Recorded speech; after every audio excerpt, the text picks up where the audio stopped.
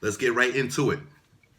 Now, yesterday, right off the back, I noticed that the Lakers, their energy was different. Now, I'm all about energy. Now, I think maybe if it's because they in the bubble, the fact that there's no crowd, but the energy starts from LeBron James. It trickles down to Anthony Davis. From there, from Anthony Davis, it trickles down to the rest of them. So if Anthony Davis and LeBron James' energy ain't up here, the rest of the team is going to suffer, and they ain't going to be on the same level of the same energy. So that's what I noticed off the rip and off the back.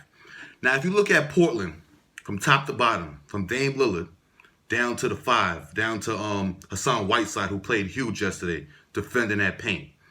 This team is talented. So like I said, there's really no excuse for Portland not to beat the Lakers because from top to bottom, this team is nice. CJ McCollum was fourth quarter. CJ McCollum was killing. Damian Lillard held it down. Don't get me twisted now. Don't get it twisted. I'm not going to disrespect Damian Lillard and give him his props where it's not due because first quarter, second quarter, he was keeping them in there. He was doing his thing. They was beating them down. The Lakers came back on a run, and then that third, fourth quarter-ish, that's where CJ McCollum erupted. That's where Gary Trent Jr. hitting them clutch shots. Like, I'm talking about their team is loaded. It's a stacked team. So when we get this narrative that Dame Lillard don't got no help or, he's suffering from injury. Everybody's injured right now. There's injuries all over. Quiet as kept. The Lakers need more guidance on the floor. They need another point guard. You see, they had Rondo doing his thing. Rondo was out there before. And now you see the importance of a point guard because LeBron James, once again, in year 17, at 35, 36 years old, however old he is, he should not be have to do it all. He shouldn't be putting up triple doubles. He shouldn't have to. He should be able to come down the court, hit AD off, AD get busy on whoever. AD has got to be in bully mode. I don't want to see more jump shots. I don't want to see these threes, these fadeaway one-legged, the dirt shots. Cut all that out. Get bully ball. He went to the paint now. Don't get it twisted. He went to the line a lot. He shot a lot of free throws. But I want to see more of consistency and a fire in him. Tell me I don't see the fire. I don't see that fire in him. Damian Lillard, when the man crosses half court, you got to pick him up. That's already off the rip. He's pulling from the logo. It's clear. It's evident. That's what he does.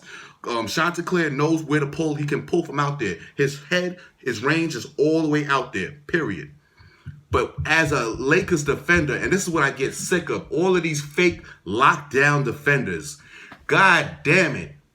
Danny Green has got to be the fakest, phoniest lockdown defender. And he might get his own video for this because here's the narrative that people like to push. Or the NBA started, and this is what they go by. All these commentators, all these bloggers, everybody's pushing this narrative. When you can't dribble the ball or create your own shot, and all you can do is shoot a three-point shot, you're now considered a lockdown defender. Am I wrong? Am I lying? Danny Greens, the Thabo Steveloshas, the PJ Tuckers. PJ Tuckers play defense, obviously. But what I'm saying is anybody that can't seem to put the ball on the floor for more than 3 seconds without getting it taken from them, or they just can't set up their own shot, you're automatically a lockdown defender.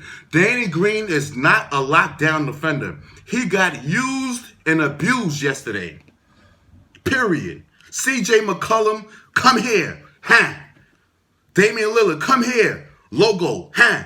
He's phony on defense. He's phony. And here's the worst part about Danny Green. You count on him for defense. You ask him to do one job now on the other side of the court. On the offensive end, all you have to do, Danny Green, is hit an open three-point shot. That's it. But you can't do it because you phony. Most of these fake three-point shooters like Danny Green and J.R. Smith is another one, they get loaded as three-point shooters, and they're not even like that. Danny Green, yes, that's his job. He did it with the Spurs. He did it with Toronto. But he is hella inconsistent. He's way too inconsistent. You cannot be getting open looks and open dimes and not be hitting the shots. Because that's what I noticed throughout the game. I didn't think the Lakers played that bad. I don't think the game was as bad as people thought it was. Yes, Portland broke out to an early lead. Lakers fought back and was resilient. But what I noticed a lot was a lot of open missed jump shots, open threes. Who's the other one? Caldwell Pope. Caldwell Pope is another fake three-point shooter. You know what? Something about Caldwell Pope strikes me as the guy in practice that knocks down everything. Scrimmages, everything, pick and pop. I think Caldwell Pope is that guy, but he's phony. Because when the lights is on, and you can't perform. If the lights is not on and you're not performing, you phony.